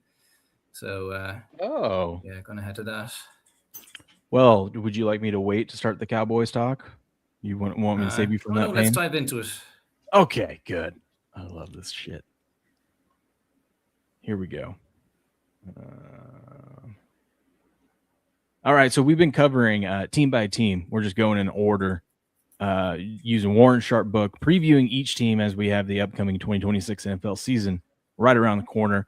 Today we are on the Dallas Cowboys. How about them Cowboys? America's team, or so they say. What we do is we take a look at everything that happened over the offseason. We break down some of the analytics of last year, thanks to Warren Sharp's numbers in this book. If you haven't already, you should go check out his book. You can go Warren Sharp website, or go type in Warren Sharp book on Amazon. I think it's still on sale for only $63, and you get a big, thick over 600 page book. And as you'll see here, it has so much detail. But Dallas Cowboys, second year with Shotty as head coach. They got a new defensive coordinator, Christian Parker. They need someone to work out there because their defense was atrocious. They have one of the best offenses in the league, but their defense is just terrible. Their projected win total this season is 9.5. They haven't gone over that since 2023, as you can see right there. Their schedule, and as this may shock no one, they have a ton of primetime games. What is that? One, I guess if we count the international, 1, 2, 3, 4, 5, 6, 7 primetime games. I mean, that's what you get when you're the Dallas Cowboys. They do have a net rest advantage, which is great for them. If you're a Cowboys fan, they only have 1 week where they play at a rest disadvantage, and they have 4 other weeks where they have a rest advantage, which honestly they're going to need. They have a rest advantage when they play the Packers, when they play the Seahawks, and when they play the Rams, which will and the Giants. So that's interesting. One thing I like about this is that we get to see what players were lost and who was added. I always forget, when NFL rolled around, like what happened back in March and free agency and then the draft, of course. But like mainly free agency of like, oh yeah, that player is now over here, or that guy's no longer there. Week 14 bye, not the best. For my team, I hate when they have a late in the year bye, but they get one of the last buys you can get. So that's going to be a brutal 13-week grind. Some of the players that they lost, I mean, they lost a lot of defensive players, but that doesn't really matter because none of them were good. I'm curious to see if they do bring back Clowney because he actually was productive for them. That guy's just a mercenary, dude. Just who's got a bag of cash? I'll come play for you for a year, but it's still very productive. Key free agents they added. They got Rashawn Gary in a trade. Jalen Thompson they signed. Kobe Durant, PJ Lockie, and a couple other dudes. Sam Howell is backup quarterback. That is crazy. I forgot that happened. In the draft, though, they ended up taking Caleb Downs in the first round. They got a steal of a player there at 11. Great safety out of Ohio State. And then they had a second first-round pick, and they took Malachi Lawrence, edge rusher out of UCF. They need all the help in the world they can get on defense. So they took a linebacker in the third round, a DB and a defensive tackle in the fourth round. So they're just trying to find anyone that can play some competent football on the defensive side of things. How do you guys think? I guess let's stay focused on last season. Were you guys surprised about how it turned out for the Cowboys last year? Nothing surprises me with the Cowboys. As long as Jerry Jones is still pulling the strings, nothing surprises me. This team has underperformed since he's taken over all the player operations, general manager, and everything. They're going on over 30 years since they've had a Super Bowl appearance. I think you can count on one hand now how many times they've actually made the playoffs in 30 years. So as long as Jerry Jones is still in control of everything, this team's always going to underperform. How much influence does the owner have directly when it comes to fucking up the day-to-day running of the club? Or franchise rather? All of it. Generally all of it. You just got to look at some teams where the ownership just kind of sits back and they hire people to do all the work. Robert Kraft does it with the Patriots, where he just sits back there. He hires the proper personnel. The Rooneys have always done that. The Maras have always done that. And even the old ownership for the San Francisco 49ers, when the DeBartolos still run it. It's just the son-in-law runs the team now. It's just that, and the teams where they have ownership that likes to put their hands into the operations are generally teams that fail.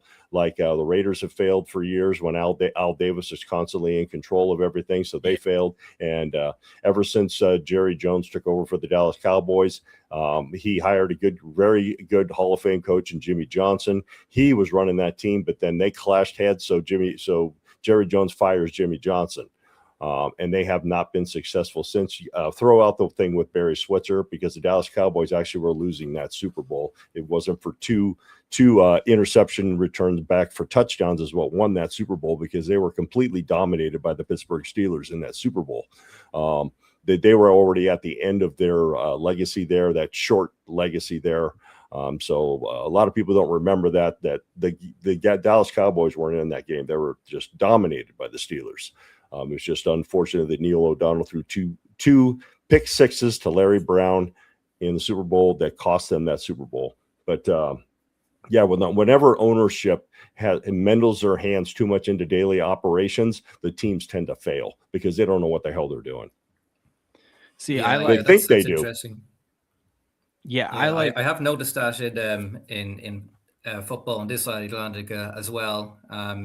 Whenever they tend to start getting too involved with being trigger happy with getting rid of managers, that's when things tend to go to shit. I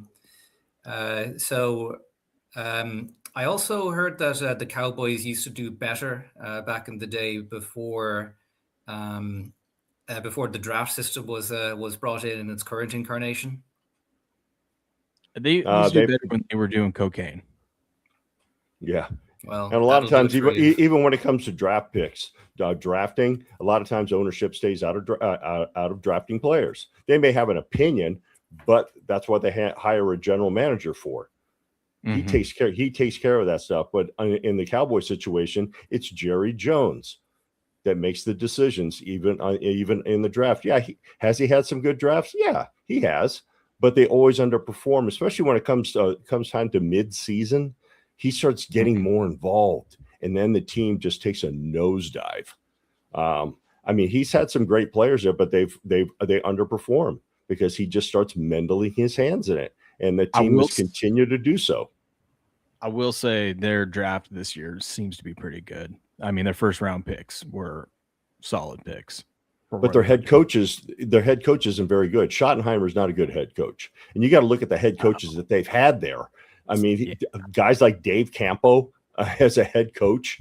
I mean, he had Mike McCarthy there. I mean, he's had some decent coaches there, but they didn't get involved enough. I mean, I remember they put in Bill Parcells there for a little while, and Bill Parcells couldn't do anything with that team because Jerry Jones had too much control. I'll say it's just hard because Jerry's running the show. You know, he's kind of with Shotty there. He's kind of de facto coach because Shotty's just a little puppet.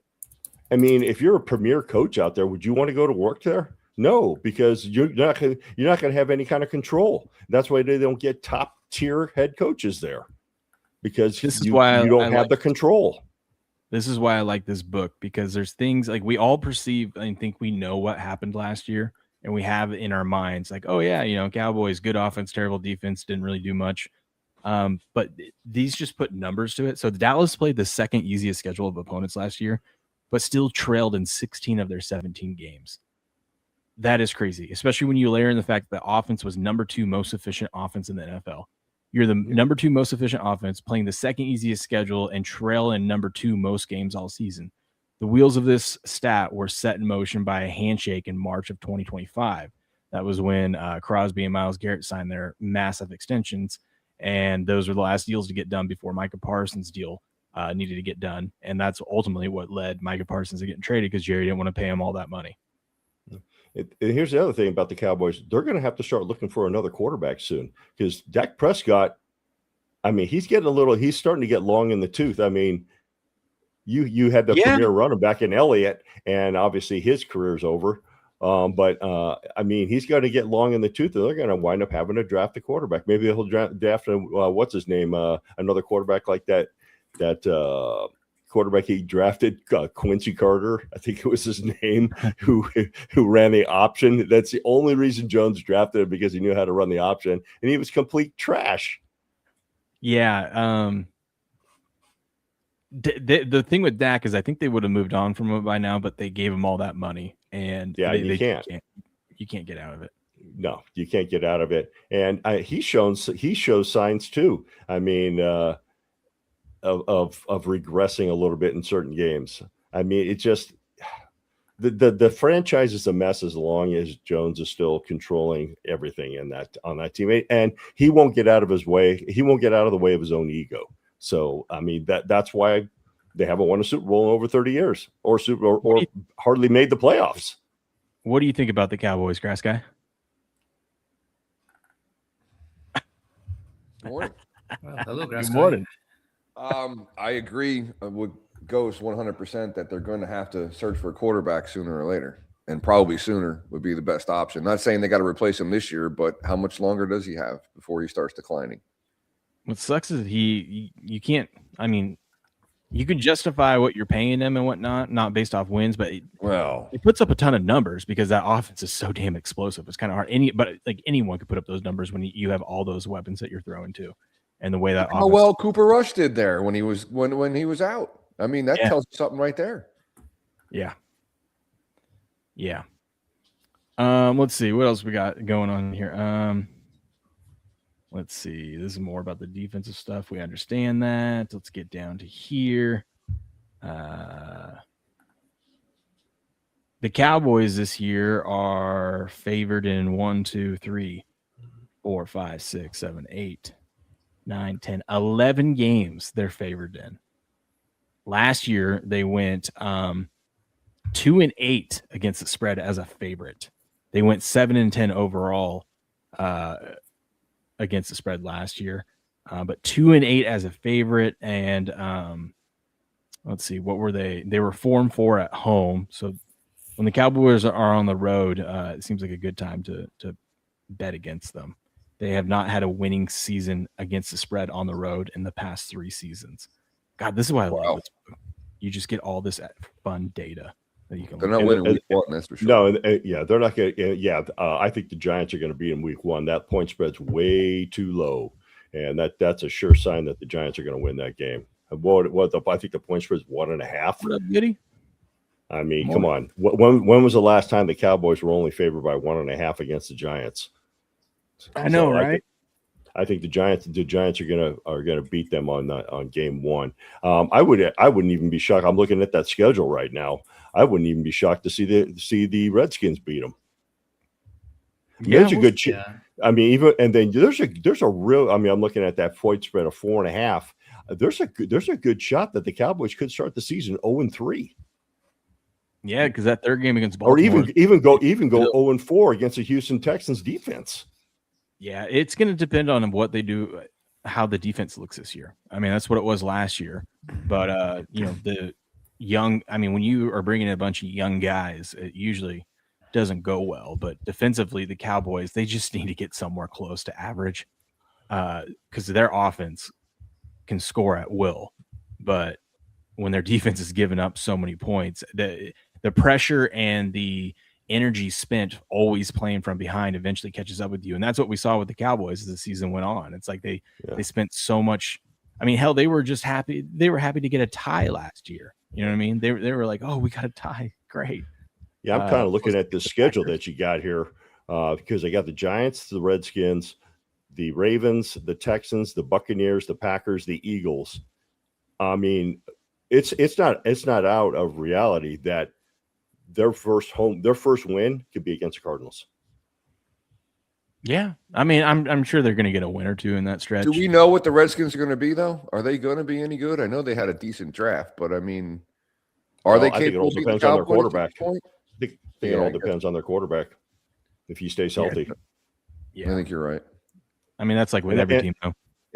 And that's an away game for the Cowboys. That's why I was saying there's a good chance that they could lose. No, this is home for the Cowboys against. It is. Yeah. Okay. Yeah. All right. Then I changed my mind on that one. They could beat them if that's a home game.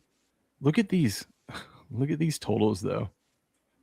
Just because their defense is so bad. Where's the defense? Yeah, I know exactly.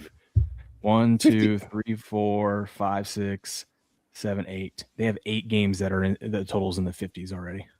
Every game the total is over 40. Yeah, I mean it's every game it's over. What's the lowest one? The lowest one is 47.5.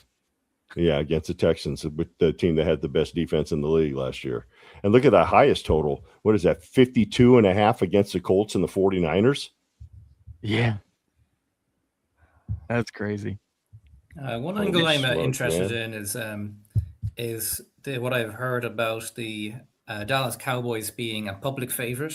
They tend to have big public money on them pretty much regardless of whether they're good or they're bad. Yep. What implications does this have for timing good entries on them, especially in those early weeks of the season?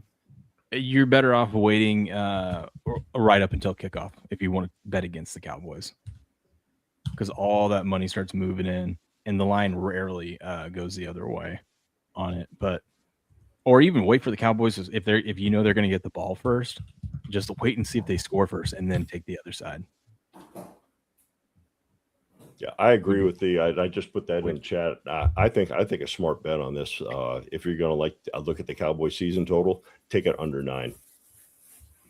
Yeah, well, I think they're at about 24 cents to win the NFC East. Yeah, would they're there be not value winning in the taking NFC going East. against them? I wonder. 74 cent yield to get them to not win the NFC East. That should tell you something right there. Yeah, let me pull up the. Aren't they good in close games though? No, not really.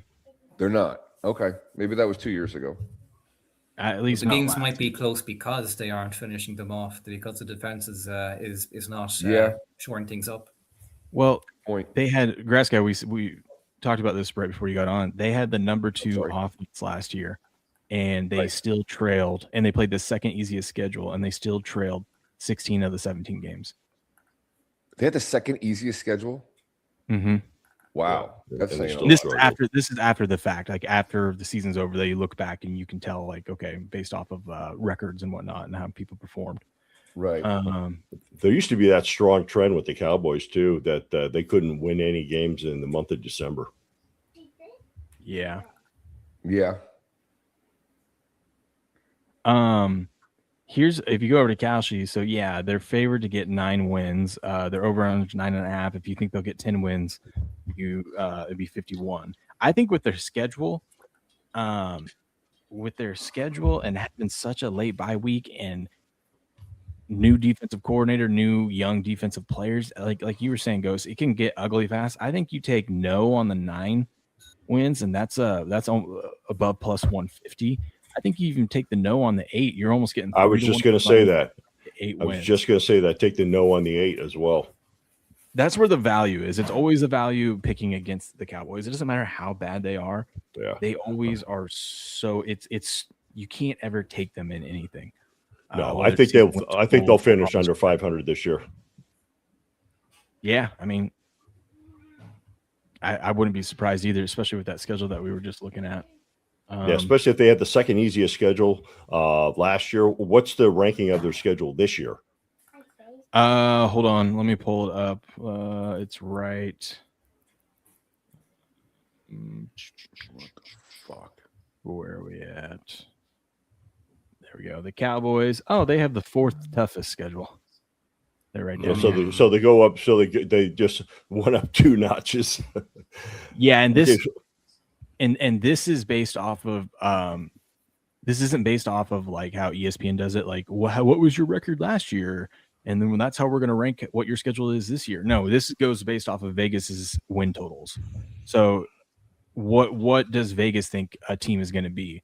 And so they take all your opponents and take their win totals, and then that's how they rank this, which I think is the better way to do it than looking back at last year and saying, oh, look at, you're playing 8 playoff teams this year. That's a tough schedule. And it's like, well, maybe, but what are those playoff teams projected to do this year based off the win total? Yeah. Vegas is going to be more responsive to stuff that has changed since. Mm-hmm. Yeah, I trust what's coming out of Vegas. If I'll trust anybody like on ESPN or the NFL Network and their opinions, because Vegas has got more of a handle on this. Yeah, I do have another question.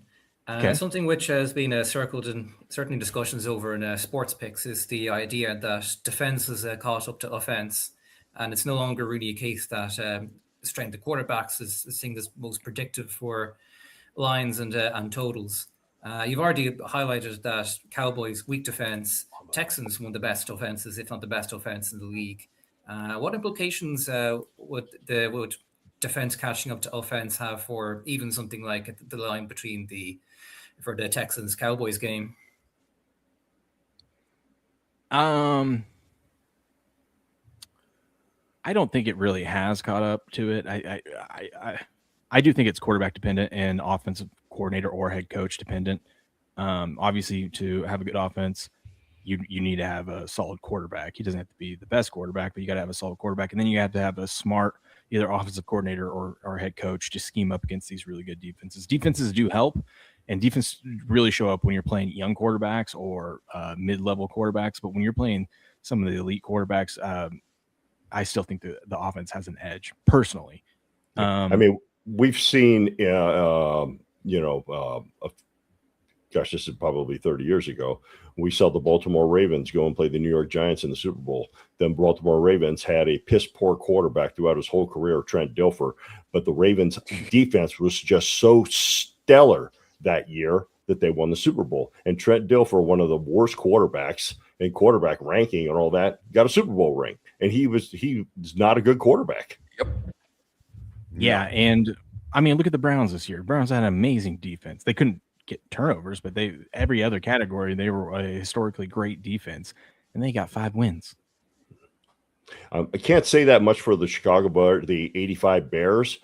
Jim McMahon was decent, but he also had some weapons to throw the ball to. He had Walter Payton in the backfield, and they had a stellar defense as well. So they were able to get the job done. I mean, I would take Jim McMahon as a quarterback over Trent Dilfer.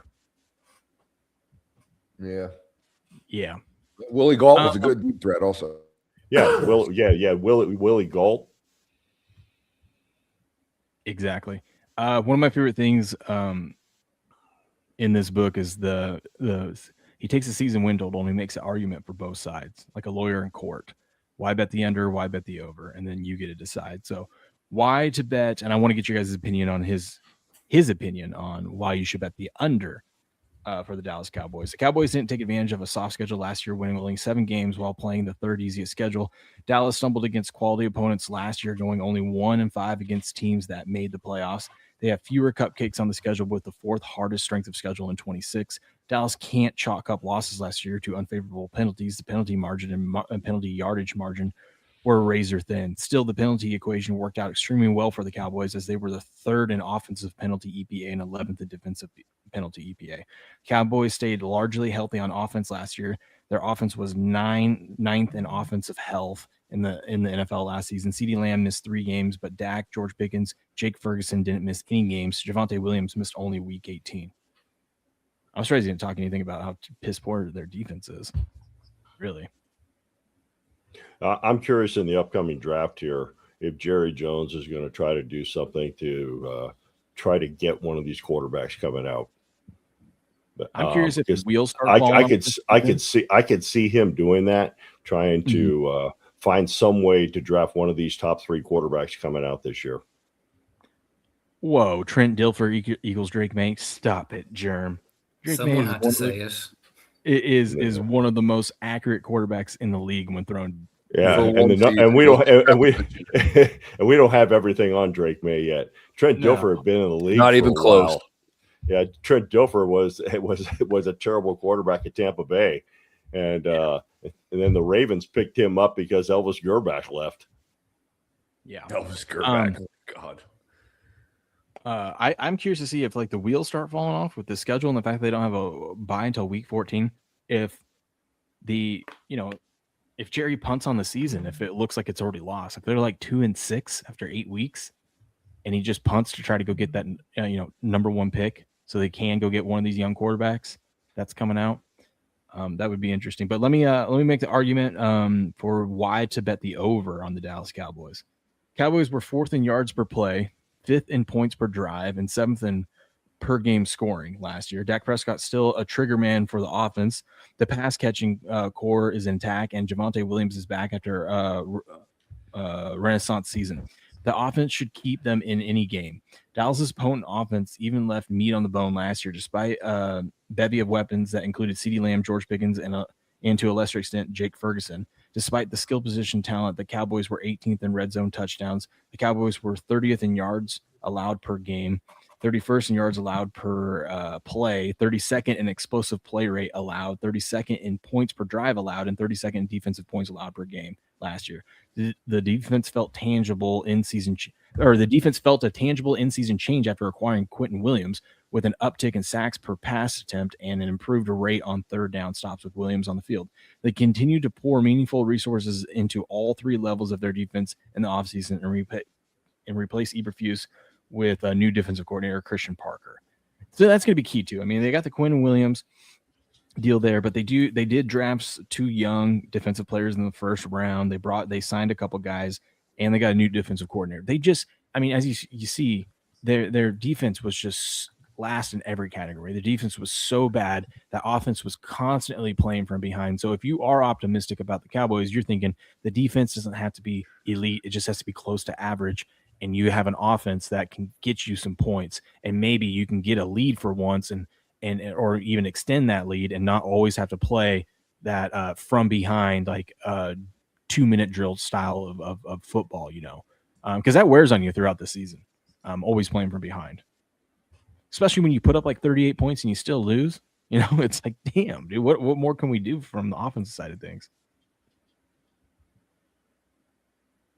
Yeah, it's going to be interesting, but like I said, I don't see this team going anywhere as long as Jerry Jones is pulling the strings. I've been saying this ever since they got that last gift of a Super Bowl, that since he started pulling the strings, that this team wasn't going to go anywhere. And so far, and I mean, and you just got to look at the coaches throughout the years that they've had. Like I said before, people were like going crazy because they won. They thought, before, when John Harbaugh got fired from the Baltimore, everybody said, "Oh, Harbaugh's going to the Cowboys. Harbaugh's going to the Cowboys." They said, "There's no way possible Harbaugh is going to go to the Cowboys because he likes to have some control of the team." And he knew that Jerry Jones is the ultimate string puller. And that's why he didn't go there, because he goes to the Giants because John Mara, even though he's owner, he sits back. Like I said, like the Rooneys, they sit back there and hire the people to do the job. They really shouldn't have let Dan Quinn go, because their defense has not been the same since Dan Quinn left. I mean, it's been terrible. But I guess they were in a tight spot too, because they didn't know that McCarthy was going to be gone a few years later. Because I'm going to say you could have just, thrown some money at Dan Quinn and promised him he would be the next head coach after McCarthy left. But they gotta figure it out defensively to even have a shot. But their schedule is so brutal this year. I don't know if they're going to be able to do that. One thing I am interested in is to come back to that week 1 game against the Giants. Mm-hmm. Certainly, Giants under Harbaugh are going to have pretty big targets to aim for. But might it be a case that if there's a time for the Cowboys to face the Giants, it's then in week 1 rather than week 7 or 8 when they've had a bit of time to get fluency under Harbaugh? Yeah, absolutely. They're not going to have Malik Neighbors for week 1, so that's a weapon gone. It's a new system, so a new offensive system that the players are going to have to get used to, especially with a young quarterback.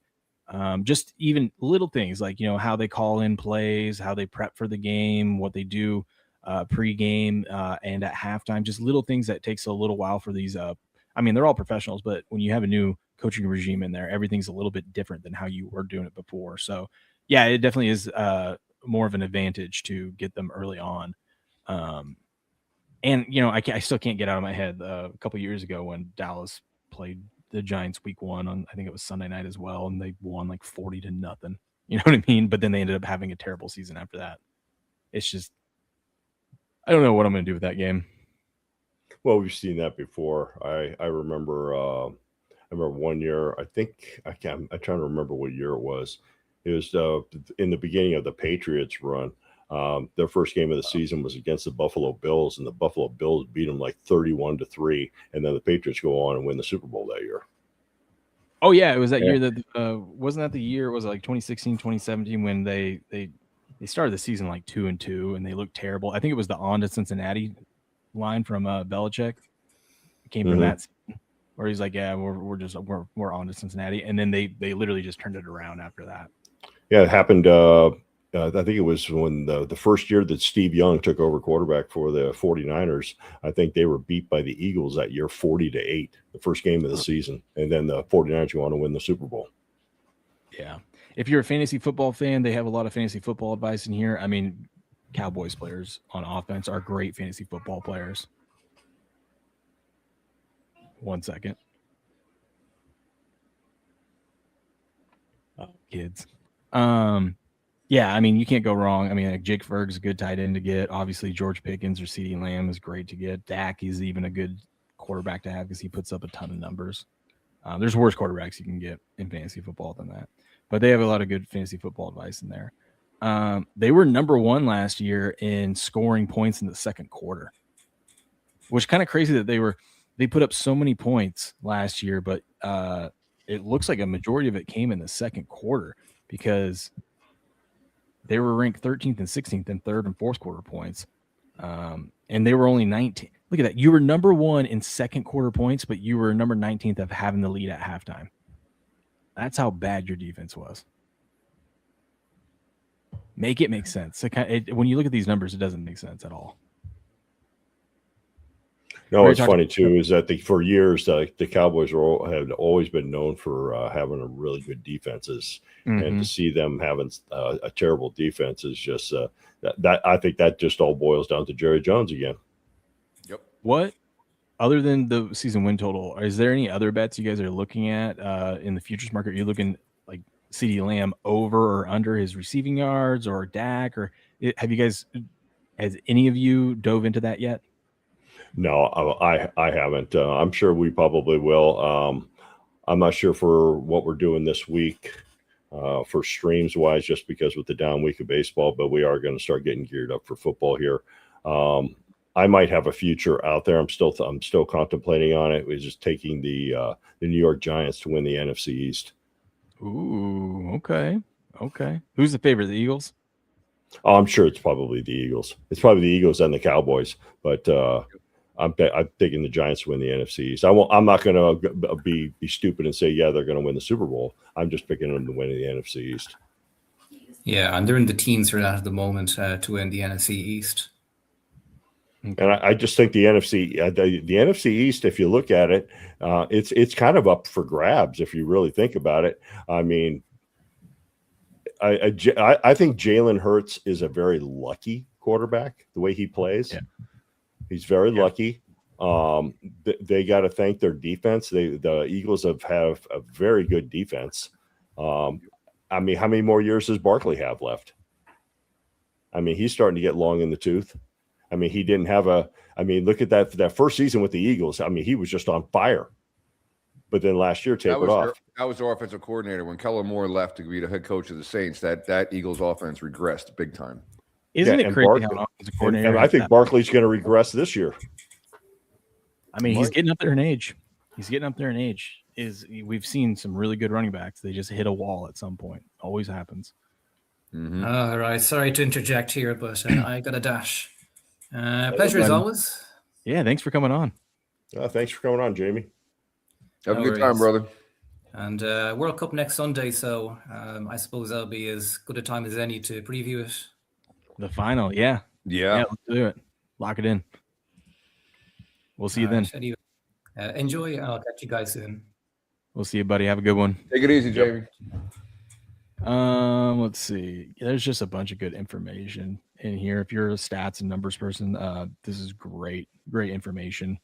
I mean, he gets all the way down into like penalties, and I mean, just like I said, you can tell he breaks it down by like what points you were scoring in the fourth quarter and little things like that. This is a great resource, but let's see what he ends this with. After Jones dropped a bomb on the 25 season in August, there should be optimism in July about the 26 Cowboys. Christian Parker brings a Fangio style structure that should fit the new personnel far better than Matt Eberflus. Caleb Downs, Quinn Williams, Rashawn Gary, Jalen Thompson, Kobe Durant, and Malachi Lawrence give Dallas a real foundation for a defensive reset. The offense does not need to be rebuilt. It needs to stay efficient against a much tougher slate with the defense, while the defense climbs from disaster to competence. Parker can get this unit even near league average. Dallas can absolutely return to the playoff contention. But the schedule is no longer forgiving. The Cowboys go from the second easiest schedule to the fourth toughest.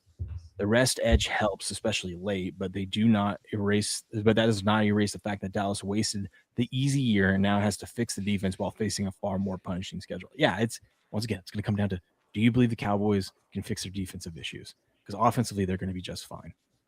but they can't put their offense in positions where they're always having to play from behind. So I agree with you. I would look at under 9, under 8 wins, especially when you get under 8 wins at plus 300. That's a pretty good value. That's a nice little thing to have in the portfolio. I'd still question their offense, especially with that strength of schedule being harder now. I'd still question that offense because I think and we've seen this from Dak Prescott before. He has his Tony Romo moments where he'll hit where you can almost guarantee that he's going to throw a pick. And it does. Also, the health. They were super healthy last year, and then we never wish for anyone to get injured, but I mean, injuries are part of the game. If they start getting dinged up especially if at quarterback, I mean, that's going to throw a wrench in everything. And the fact they don't have a bye week until week 14, they don't have those rest advantage games until later in the season. If they have some injuries early on, it's going to be hard for them to recover. And always playing in primetime games. And what do we know about Christian Parker, the new defensive coordinator? What do we know about him? According to this read-up, he brings a Vic Fangio style defense, which, okay, sounds good, but let's see if you can actually do it, Yeah. So I don't know. If I was a Cowboy fan, I mean, I wouldn't have any faith in this team as long as Jones is still pulling the strings. That's their Achilles heel. He pulls the strings too much. And he's going to have his son in the wings too when Jerry decides to step down and let his son take the team. His son's going to be doing the same thing, pulling the strings. Well, it's tough for any defense to get it together when you have a bunch of young players going up against competent veteran offenses. I mean, look at their first 7 weeks. They go up against the Ravens, even the Texans. I know their offense isn't great, but they're more of a veteran offense with now a veteran coach. You got the Bucks, the Packers, and the Eagles. That's going to be hard for a young defense young players on that defense to adjust to the pro level football. You're going to see way different. That being said, being said, they did draft the best defensive player in the country. Yes, they did. And that guy is ready for the pros. So that will make a difference back there. 100%, but he's still a rookie out there. There's going to be some growing pains. There's going to be some growing pains. What is that point spread, if you happen to have it, when they play the Houston Texans? I believe. Did they show that far out? Yeah, they do. They have the whole year lined up. These are all the point spreads projected for the season. That's another reason why I like this book, because when we get to week 11 and they're 6.5 point favorites against Tennessee, if that's 8.5, by the time we get to week 11, you can be like, okay, is a 2-point adjustment through 7? Is that justified based off what we've seen through 10 weeks? And then you can go from there. But I'm just kind of curious what that line is with the Houston Texans. Cowboys are actually 2.5 point underdogs because it's at Houston. Oh, interesting. I guarantee 2.5 point underdogs. Yeah, and you remember they're coming from Brazil too, so they're coming from an international game, and then they got to go on the road and play. Are they defense? Are they favored against the Ravens? No, they're 2.5 dogs against the Ravens as well. But that's a neutral game. Oh, that's a Brazil game. Yeah. What's that spread against the Redskins? Is it 4.5? 4.5 point favorites, yes. Okay. Oh, I'm just looking. I'm looking at your screen now. Now I can see all the point spreads. I mean, I see some losses here, man. Obviously, I would take the Colts over them. I would take the 49ers over them. I'll tell you what, that Tennessee line's very interesting because at that 6.5 mark, it didn't. It's not. It hasn't crossed 7. If that stays at 6.5, I'll be all over the Titans at plus 6.5. They, I guarantee you, by the time we get to week 4, the Cowboys are favored against the Texans. I bet you the public market comes in and moves that thing the other way. I can't see anywhere where the public will let the Texans be favored over the Cowboys.